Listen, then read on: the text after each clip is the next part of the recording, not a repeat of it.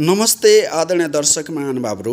आज हामी काठमाडौँको जामे मस्जिदमा छौँ। यहाँ आज हाम्रो बिचमा एकजना यो मस्जिदका मौलाना साहब हुनुहुन्छ र मौलाना साहबसित आज हामी यो मुस्लिम फेथ साथसाथै कुरानमा के छ र उहाँ चाहिँ कसरी यो मुस्लिम फेथको प्रमोसन गर्दै हुनुहुन्छ अर्थात् शिक्षा सिकाउँदै हुनुहुन्छ भन्ने बारेमा केन्द्रित रहेर हामी छोटो मिठो कुराकानी गर्नेछौँ। मौलाना साहब, तपाईँलाई हाम्रो यो अनलाइन टिभीमा स्वागत छ। धन्यवाद। मौलाना साहब, सर्वप्रथम तपाईँको परिचय बताइदिनु न। मेरा नाम मोहम्मद मंसूर है। मैं धनुषा ज़िला के एक गांव भूती पटेरवा है, वहाँ से मेरा ताल्लुक़ है। और मैंने जो तालीम हासिल की है, सबसे पहले हिफ्ज़ की तालीम तो मैंने इंडिया की राजधानी दिल्ली में सिलमपुर का इलाक़ा है, वहाँ मैंने हिफ्ज़ की मुकम्मल तालीम हासिल की है। उसके बाद 5 साल तक मैं सूरत ज़िला का एक गांव है नाइनरोली, वहाँ एक मदरसा है जामिया रशीदिया।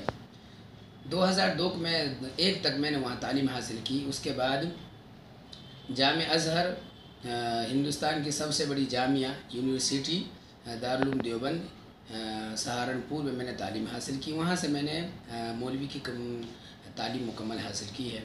उसके बाद अल्हम्दुलिल्लाह मैं यहाँ 3 साल से नेपाली जामा मस्जिद का खादिम हूँ, यहाँ का इमाम हूँ। मौलाना साहब, बिचमा मैले तपाईँलाई रोकेँ। अनि यो कतिजना मुस्लिम मौलाना हुनलाई यो एकदम अध्ययन गर्छन् रे हैन, पाकिस्तानमा विभिन्न देशमा भन्छन् नि हैन। यो तपाईँले इन्डियामा गर्नुभयो हैन? इन्डियाको कहाँ भन्नुभयो? इन्डिया सबभन्दा पहिला त म दिल्लीमा, दिल्ली हजुर। त्यसपछि म गुजरात 5 वर्ष, त्यसपछि म यहाँ इन्डियाको दारुल उलूम देवबंद जामिया इस्लामिया दारुल उलूम देवबंद सहारनपुर युपीमा कति वर्ष अध्ययन गर्नुभयो तपाईँले कुरानको? 3 वर्ष। 3 वर्ष कुरानमा लाग्यो। त्यसपछि फेरि 2 वर्ष त्यसको राम्रोसँग याद गर्नमा लाग्यो। त्यसपछि भनेपछि तपाईँले कुरान कण्ठ पार्नु भयो? हजुर। हाफिज हो? म हाफिज हुँ। म पुरै कुरान कण्ठ पार्नुभयो? अल्हम्दुलिल्लाह। अनि अब यो पुरै कुरान किन कण्ठ पार्नु पर्यो त? इसको थोड़ा सा समझिए। मैं जितने भी नाज़रीन किराम हैं, मैं उनसे भी कहूँगा, जो दर्शक है, कि थोड़ा सा गौर से सुने इस बात को। भाई जी ने के दाई ने जो सवाल किया है, जो क्वेश्चन पूछा है कि क्यों इसको याद करते हैं हिफ्ज़ ज़बानी, हाफिज किन हुने? इसकी एक वजह यह है कि सबसे पहले तो इसमें ये समझना पड़ेगा कि ये कुरान क्या है। तो ये कुरान, ये इस्लाम का एक धार्मिक किताब है। इसके बारे में हम मुसलमानों का आस्था ये है, ईमान और यकीन ये है कि ये ईश्वर का, अल्लाह का कुरान है। और ईश्वर ने इसको हम लोग, ईश्वर को वचन, ईश्वर की किताब, ये ईश्वर ने जीवन के इंसान के ज़िंदगी गुजारने के लिए, जीवन के लिए एक लॉ की शक्ल में, कानून की शक्ल में दिया है। और इसको दुनिया में लाने का जो ज़रिया है ये है कि जिस तरह ये इस्लाम से पहले इस्लाम को मानते जो है, ये हम प्रोफेट मोहम्मद सल्लल्लाहु अलैहि वसल्लम, ये हम लोगों का नबी है, ये संदेष्टा है, ये हम लोगों का संदेष्टा है। तो ये संदेष्टा जिस तरह हजरत ईसा अलैहिस्सलाम है क्रिश्चियन लोगों का, मूसा अलैहिस्सलाम है, तो उन लोगों को भी आसमानी किताब दी जाती थी जो संदेष्टा आते थे लोगों को समझाने के लिए। इसी तरह मुसलमान को संदेष्टा के साथ संदेष्टा आते थे, मुसलमानों को उसके अच्छा काम समझाते थे कि ईश्वर क्या चाहता है और क्या नहीं चाहता है, ये बताने के लिए। और फिर उसके साथ संदेष्टा जो उनकी लाइफ होती है, उनकी ज़िंदगी होती है, वो अपनी मुद्दत गुजारने के बाद, ज़िंदगी गुजारने के बाद, वो फिर जिस तरह आम लोगों पे मौत आती है, इस तरह उन पे भी मौत आई और दुनिया से वफ़ात पा गए। तो वो किताब रह जाती है लोगों की गाइडिंग के लिए। तो कुरान करीम लोगों की गाइडिंग के लिए है। तो इसमें एक बात समझने की ये है कि भाई जी ने जो सवाल किया है, इसको कंठ क्यों पाड़ते हैं, क्यों याद करते हैं? उसकी वजह यह है कि अल्लाह और ईश्वर की ये किताब है, तो अल्लाह चाहता है कि ये किताब की जो हिफाजत पे, प्रोटेक्शन है, वो हम खुद करें। उसकी क्यों करें? इसलिए कि इससे पहले भी अल्लाह ने किताब उतारा, लोगों को दिया। जैसा कि मैंने कहा कि क्रिश्चियन में तौरात है, बाइबल है, वो लेकिन उसकी हिफाजत लोगों ने नहीं की। उनके जो मौलाना लोग थे क्रिश्चियन के, तो उसमें अपनी तरफ से कुछ किताबें उसने लिख दिया, जो ईश्वर की बात थी उसको आगे पीछे करके घटा दिया, और जो उनके मन में था वो बात लिख दिया। मसलन कोई पाप करेगा तो ईश्वर की तरफ से ये है कि ये सज़ा होगी, उसने उसको गलत कर दिया कि सज़ा नहीं होगी। तो ये इसमें कुरान में भी ये है कि अगर कोई चोरी करेगा तो ये सज़ा मिलेगी, कोई बुरा काम करेगा तो ये सज़ा मिलेगी। तो अब उसके अंदर है कि लोग अगर चाहे कि इसको हम बदल दें, तो ईश्वर ने कहा कि इसको बदल नहीं सकते। हाँ, तो इसकी जो एक शब्द है और इसकी मीनिंग है, दो चीज़ें हैं।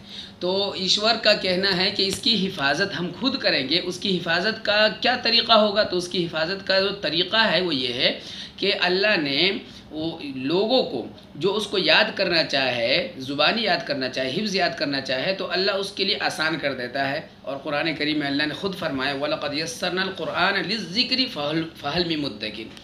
इसके अंदर ये है कि जो कुरान को समझना चाहे उसके लिए अल्लाह उसको आसान कर देते हैं, जो उसको कंठ पारना चाहे, ज़ुबानी याद करना चाहे, उसके लिए भी अल्लाह आसान कर देते हैं, जो उसकी माना और मतलब को समझना चाहे तो उसके लिए भी अल्लाह आसान कर देते हैं। इस तरह ईश्वर और अल्लाह अपनी किताब की ख़ुद हिफाजत कर रहा है कि फॉर एग्ज़ाम्पल अगर ये किताब अगर दुनिया में ना रहे तो फिर जो है मुसलमान के बच्चों के दिल में और हृदय में जो कुरान है फिर वो दोबारा उसको लिख सकते हैं।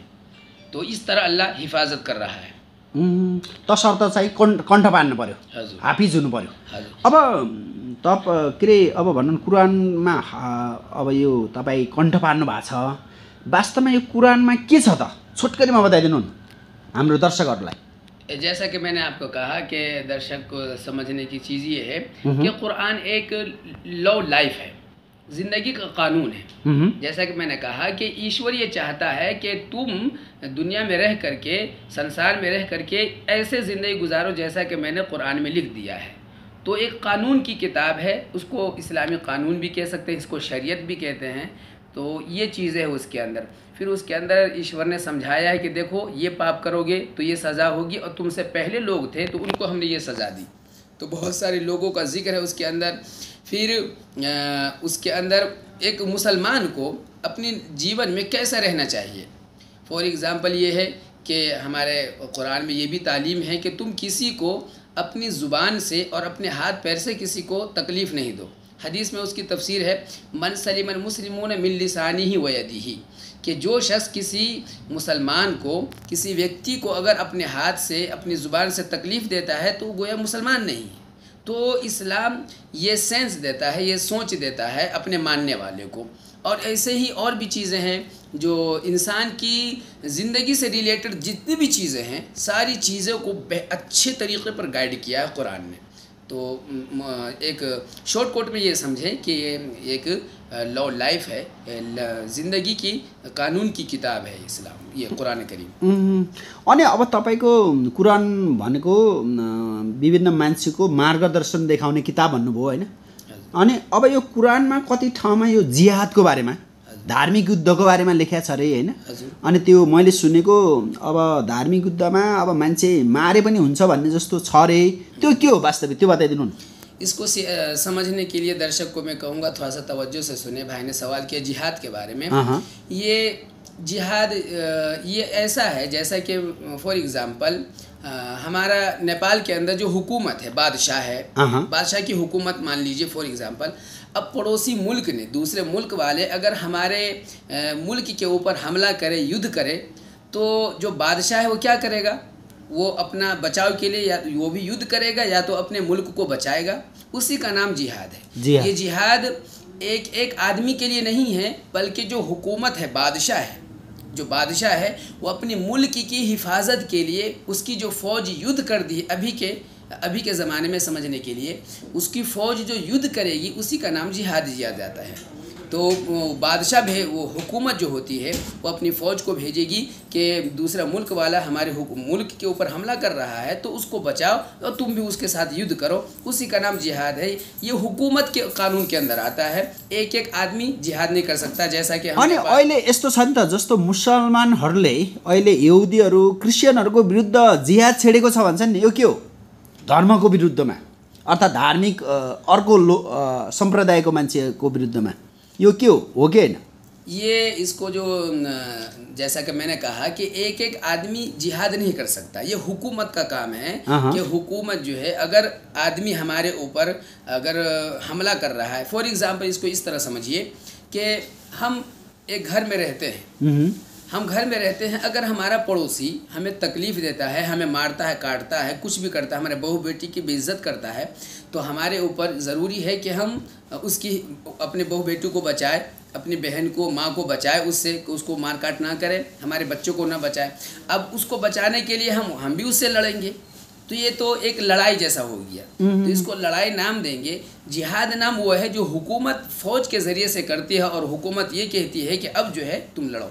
दूसरा इसको समझिए ये कि मुसलमान जो जिहाद का लफ्ज़ ये यूज़ करता है, ये उस वक्त यूज़ करता है कि अगर कोई फॉर एग्ज़ाम्पल दूसरा आदमी मिल करके पूरा एक दूसरे संप्रदाय या दूसरे रिलीजन के जो लोग हैं, धर्म के लोग हैं, वो इस्लाम को नुकसान पहुंचाए, इस्लाम को मानने वालों को अब ये कहे कि नहीं हम अब इसको मारेंगे काटेंगे, तो अब जो मुसलमान के जो मौलाना लोग हैं वो ये कहेंगे देखो अब तुम अपनी बचाव करो, अब इसकी कोई सूरत नहीं। एक सूरत ये है कि तुम ठीक है वो मार रहा है तुम मर जाओ।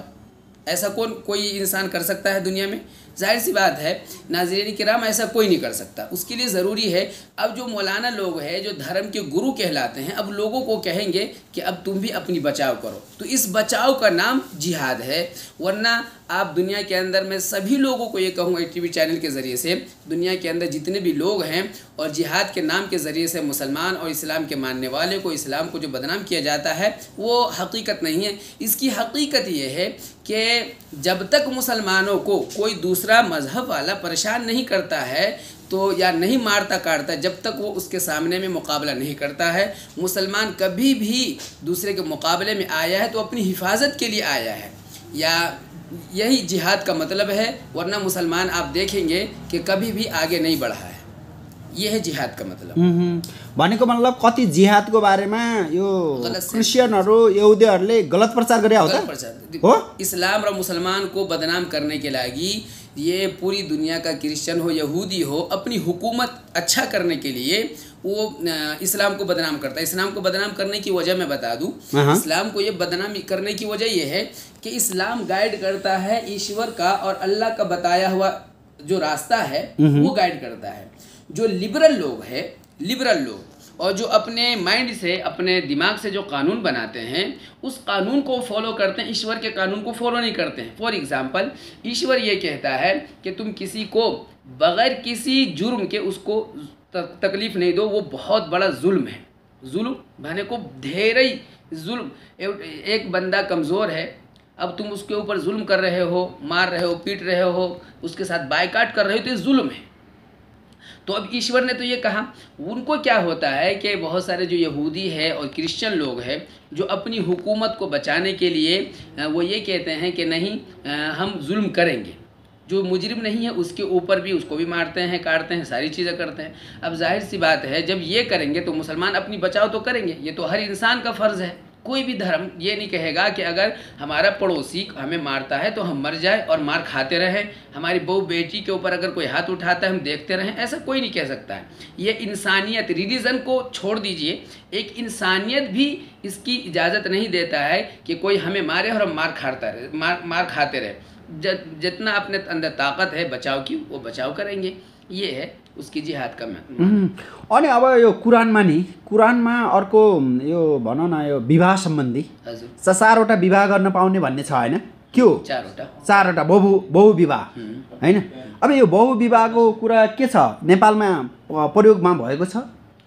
देखिए नेपाल में तो कानूनी एतबार से यहाँ तो मना है, 4 शादी नहीं कर सकते हैं, एक शादी मात्र, एक शादी कर सकते हैं। हाँ, हुकूमत नेपाल की इजाज़त देती है कि अगर पहली बीवी उसकी राज़ी है तो उसकी राज़ी नामा लिख करके फिर दूसरी शादी, तीसरी शादी कर सकता है। तो ये हमारी नेपाल की हुकूमत और गवर्नमेंट भी इजाज़त देती है। इस्लाम धर्म क्यों इजाज़त देता है? जितनी भी नाज़रीन किराम है उसमें जो महिला है वो इस बात को समझती है कि पुरुष की जो एक फ़िज़िकल रिलेशन होती है तो ये लेडीज़ और महिला से कहीं ज़्यादा होता है। जो उसके अंदर अल्लाह ने, ईश्वर ने जो उसके अंदर एक जिनसी ख्वाहिश, जो फिज़िकल रिलेशन होता है मर्द और औरत का, पुरुष और महिला का, वो मर्द के अंदर बहुत ज़्यादा होता है। तो अब इसकी वजह क्या है कि मर्द अगर एक शादी करता है, फिर अगर उसकी बीवी प्रेग्नेंट है, तो उस हालत में भी फिर वो औरत फिज़िकल रिलेशन से दूर होती है। फिर ये है कि हर महिला को महीना के अंदर 3 दिन से 10 दिन के भीतर में एक जो लेडीज़ की जो एक हालत होती है एमसी की, तो वो झेलना पड़ता है। अब इसी तरह और भी लेडीज़ मर्द के मुकाबले में ज़्यादा बीमार होती है। फिर घर के काम करने में, बच्चों को संभालने में लेडीज़ मेंटली वो ज़्यादा क्या कहते हैं, वो कमज़ोर होती है अंदर से। तो सेक्सुअल जो वो रिलेशन है बनाने के लिए औरत तैयार नहीं होती है, मर्द तैयार होता है, औरत तैयार नहीं होती। ऐसे में क्या करेंगे, जाहिर सी बात है, अगर मर्द को अपनी फिज़िकल रिलेशन बनाने का मौका अपनी बीवी से नहीं मिले या वो मना करती है, तो ये मर्द जा कर के गलत जगह पे किसी और का सहारा लेगा। इस्लाम कहता है कि तुम किसी और का सहारा लोगे तो ये तो गुनाह होगा, बहुत बड़ा पाप होगा।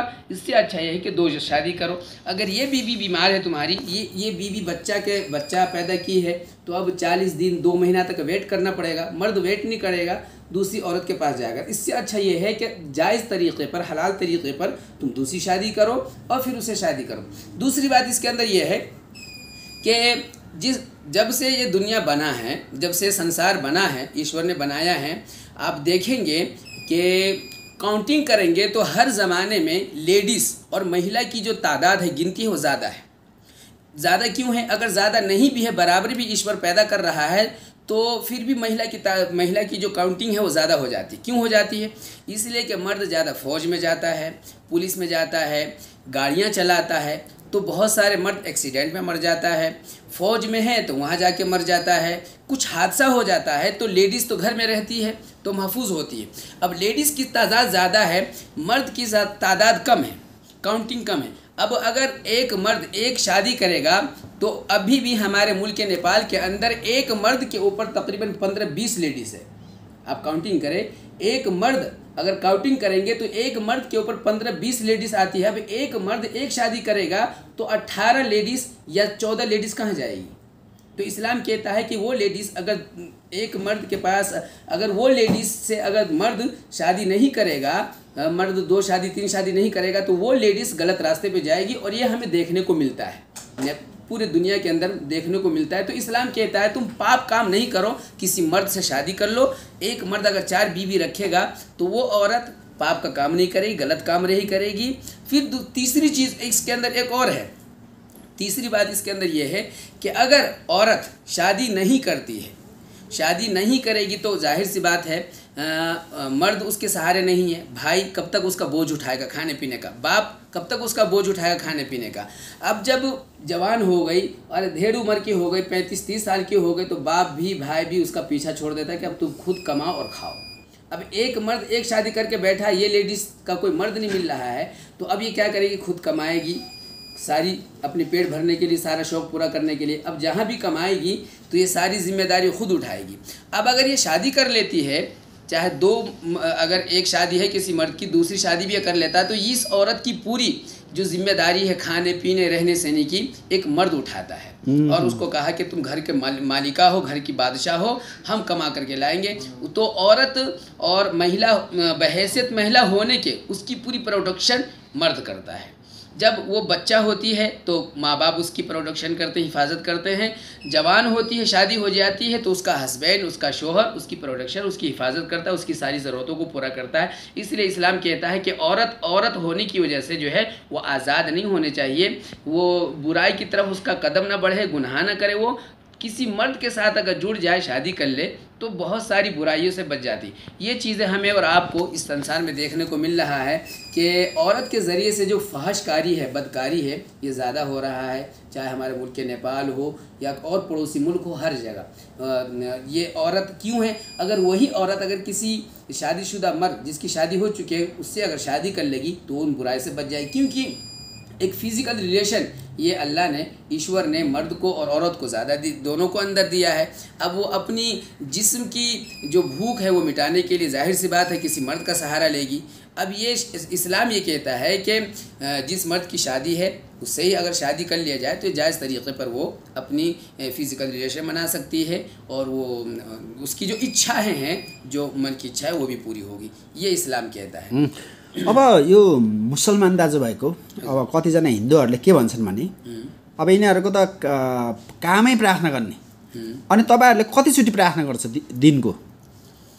ये प्रार्थना जो है हमारे इस्लाम में सबसे पहले ये समझिए कि इस्लाम एक खूंटा है। इस्लाम एक खूंटा है, उसका जो 5 खंबा है, 5 खूंटा है, उसमें से सबसे बड़ा खूंटा ये है ईमान, जिसको हम ईमान भेजते हैं, आस्था बोलते हैं, आस्था दिल का यकीन बोलते हैं कि अल्लाह के बारे में और हमारे संदेष्टा के बारे में हमारा यकीन ये है कि हमारे जो प्रोफेट मोहम्मद सल्लल्लाहु अलैहि वसल्लम जो सबसे आखिरी संदेष्टा है वो मुसलमानों का सबसे आखिरी संदेष्टा है, और उनसे पहले भी अल्लाह ने बहुत सारे संदेष्टा भेजा है, वो सब के सब सही थे, सच्चे थे। ये ईमान हुआ। ये तो और अल्लाह के बारे में ये कि अल्लाह और ईश्वर एक है और दूसरा कोई नहीं है, ये हम उसके बारे में आस्था रखते हैं, ईमान रखते हैं। तो ये ईमान का, इस्लाम का एक खूंटा हुआ। उसके बाद जब कोई मुसलमान जब ईमान ले आता है तो अब इस्लाम उसके ऊपर कहता है कि अब तुमको 4 चीज़ करनी पड़ेगी, ज़रूरी है 4 चीज़। सबसे पहले उसमें यह है, हम नमाज कहते हैं उसको, ये नमाज इस्लाम का बहुत ही बड़ा खंबा है ये ईमान के बाद, और बहुत बड़ा सुतून है। ईश्वर ने हमें कहा कि तुम नमाज़ पढ़ो। इसके अंदर बहुत सारी चीज़ें हैं जो साइंस आज भी मानती हैं कि नमाज क्यों पढ़ते हैं और इससे क्या होता है। तो आपको मैं समझाऊंगा और अपने दर्शकों को कि नमाज हम इसलिए पढ़ते हैं कि ईश्वर ने हमें कहा। एक बात तो ये है। दूसरी बात ये है कि ईश्वर चाहता है कि तुम संसार में जाकर के कहीं भटक न जाओ, तुम मेरे ही पास रहो, मैंने तुमको भेजा है मेरे से करीब। जैसा कि हर धर्म के अंदर आदमी ये चाहता है कि हम ईश्वर से ज़्यादा करीब हो जाए और ईश्वर जो हमको कहा है उसकी सारी बातों को माने। तो ईश्वर ने हमें कहा है नमाज़ पढ़ो, हम नमाज़ पढ़े। दूसरी बात ये है कि नमाज जब हम पढ़ते हैं तो हम ईश्वर के ज़्यादा करीब हो जाते हैं। एक ये है। दूसरी चीज़ ये है, तीसरा खंबा ये है इस्लाम का, एक ज़कात है कि साल भर में मुसलमानों को ईश्वर की तरफ से ये ऑर्डर है, हुक्म है कि 2.5% अपनी कमाई का तुम गरीबों को दो, तो गरीब की मदद हो जाएगी। तो गरीब की जब मदद होगी तो जो गरीब लोग हैं वो भी तुम्हारी तरह खाएंगे पिएंगे, ये सारी चीज़ें। चौथी चीज़ है कि साल में 1 मरतबा तुमको व्रत रखना पड़ेगा, फास्टिंग रखनी पड़ेगी साल में। इसकी बहुत सारी अभी साइंस और जो टेक्नोलॉजी आगे बढ़ी है, बड़े बड़े डॉक्टरों ने इसकी जो फ़ायदे हैं वो क्या क्या हैं वो आप देखेंगे। तो हमें ये चीज़ की कहा है। फिर 5वीं चीज़ आती है हज यात्रा का। ये ईश्वर ने इसका भी हमें हुक्म दिया है कि 1 मरतबा जो पूरी दुनिया की सबसे जो मेन जगह ईश्वर ने बताया है कि ये मरकज़ है, सेंटर है पूरी दुनिया की, जो ज़मीन है हमारी वो उसकी सेंटर है। वहाँ हम उसको बोलते हैं खाना काबा, बैतुल्ला बोलते हैं, मक्का मुकर्रमा, कि वहाँ 1 मरतबा आ करके वहाँ हज करो। हज का जो तरीक़ा है वो मुसलमान जानते हैं। तो ये 5 चीज़ें हो गई। इस्लाम लाने के बाद, मुसलमान आने के बाद इसको करना पड़ता है। तो सबसे जो आपने पूछा है कि आप प्रार्थना कितने टाइम करते हैं, प्रार्थना जो हमारी सिर्फ ईमान लाने के बाद 5 वक्त हम नमाज़ पढ़ते हैं दिन में, उसके बाद हमें आज़ाद है कि कमाएं खाएं जो कुछ करें उसके अंदर उसकी आज़ादी है। हमें उसका टाइम फिक्स है 3 घंटा 4 घंटा के बाद। फॉर एग्ज़ाम्पल जो सबसे पहले प्रार्थना और नमाज हम पढ़ते हैं अभी 4:30 बजे पढ़ते हैं, 4:30 बजे बिल्कुल मॉर्निंग 4:30 बजे। उसके बाद 1:30 बजे पढ़ते हैं। तो इस बीच में हम कमाते हैं, खाते हैं, सारी चीज़ें करते हैं। फिर 1:30 बजे के बाद हम फिर ईश्वर को याद कर लेते हैं, फिर आते हैं, फिर उसके अंदर 15 मिनट लगता है हमें, 10 से 15 मिनट। फिर वो नमाज़ पढ़ के फिर अपने कमाने खाने में लग जाते हैं। फिर उसके बाद 3 घंटा के गैप के बाद, 3 साढ़े 3 घंटा के गैप के बाद फिर हम पढ़ते हैं। फिर उसमें 10 मिनट 5 मिनट लगता है। फिर उसके पढ़ने के बाद फिर 1.5 घंटा 2 घंटा का गैप होता है और फिर वो पढ़ते हैं। फिर उसके बाद जो आखिरी नमाज है रात में, जिसको हम 8:30 पौने 9 बजे पढ़ते हैं, तो उसमें वो पढ़ने के बाद फिर पूरी रात हम आराम करते हैं, सोते हैं, जिस तरह पूरी दुनिया के लोग करते हैं। तो ये दिन में 5 वक्त हम लोग प्रार्थना जी 5। अब तपाईहरु मुसलमानहरूले अरू धर्मावलम्बीहरूलाई कसरी हेर्छ? जस्तो अब मुस्लिम फेथ अनुसार अब ती मान्छे मुसलमान भएको त अब स्वर्ग जाने भयो, अनि अब अरू जो मुसलमान भएको छैन नि, जस्तो यहुदीहरू, क्रिस्चियनहरू, हिन्दूहरू, बुद्धिस्टहरू के हुन्छ, तिनीहरू स्वर्ग जान्छ कि जाँदैन यो मुस्लिम फेथ र यो कुरान अनुसार?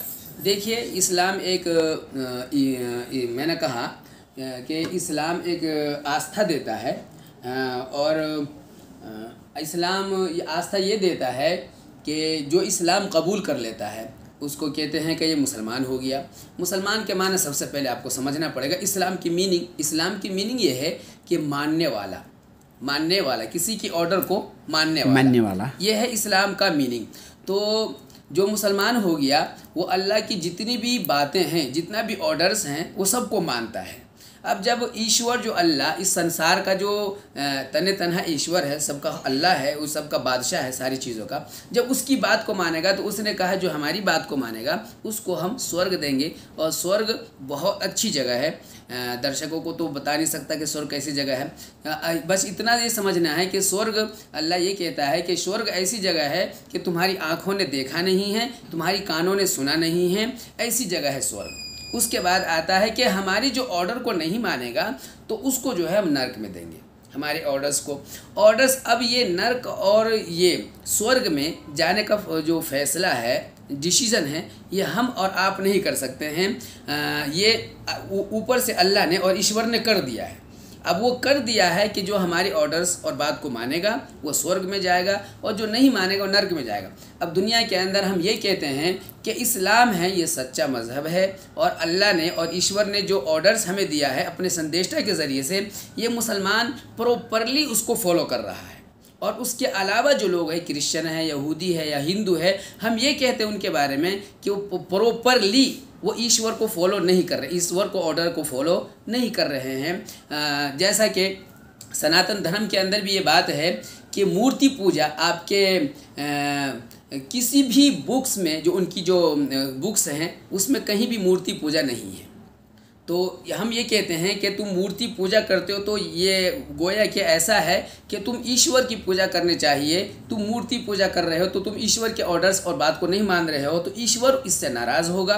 तो अब जब ईश्वर की बात नहीं मानोगे तो जाहिर सी बात है, ईश्वर का ऑर्डर है कि जब मेरी बात नहीं मानोगे, मुझे छोड़कर किसी और की पूजा करोगे, तो वो तो तुमको स्वर्ग में भेजेगा नहीं। तो स्वर्ग और नर्क तो मैंने बनाया है, तो जब दूसरे की पूजा करोगे तो मैं तुमको नर्क में भेजूंगा। इसको इस्लाम नाम देता है शिर्क का, कि शिर्क नहीं करो। ईश्वर को छोड़ करके किसी और की पूजा करने का नाम इस्लाम कहता है शिर्क है, और जो शिर्क करने वाला है वो नर्क में जाएगा। ये इस्लाम ने अपने मानने वालों को ये सेंस दिया है, और ये आस्था है मुसलमानों का। अब यो मुसलमानमा छ नि, मुसलमान विभिन्न सम्प्रदाय छ, जस्तो कि सिया सुन्नी त मेन भइहाल्यो, अरू पनि छ हैन? अनि अब यो के हो त, के हो यो, एउटै हो कि फरक हो? इसको इस तरह समझिए कि जैसा कि हम और आप, जैसा कि हिंदू धर्म में भी हिंदू में कई सारी जातिवादी होती है कि ये गुरुंग ख़ानदान से है, ये दूसरे ख़ानदान से है, और ये इस तरह ख़ानदान से है। इस तरह उसको समझिए।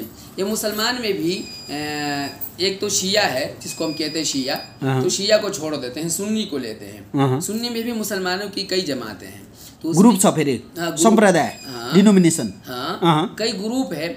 उसमें थोड़ा थोड़ा फ़र्क है, लेकिन इस्लाम की जो मेन और बेसिक चीज़ है वो फॉलो करते हैं। और जो बेसिक चीज़ नहीं है, फॉर एग्ज़ाम्पल एक मुसलमान को कैसे बैठ के खाना चाहिए और कैसे नहीं खाना चाहिए, उसने कहा कि हम ऐसे बैठ के खाएंगे, उसने कहा हम ऐसे बैठ के खाएंगे, बेसिक चीज़ नहीं है।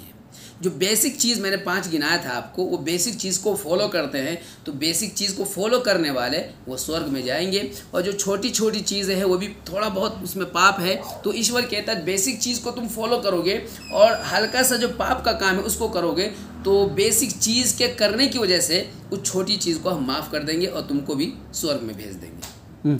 भनेपछि सियाहरू स्वर्ग जाँदैन?